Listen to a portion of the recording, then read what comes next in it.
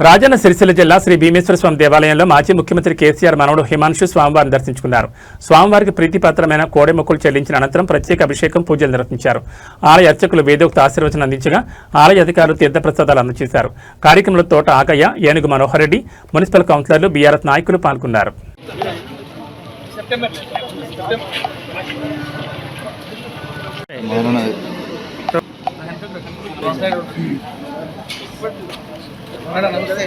Krishna side ఉంది పెద్ద side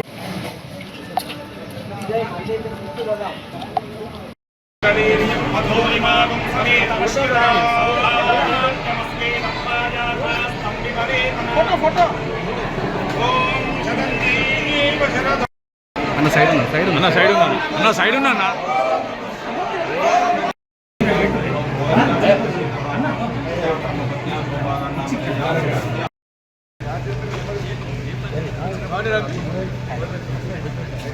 అన్న సైడ్ సైడ్ సైడ్ గిట్టుండి గిట్టుండి సైడ్ అవును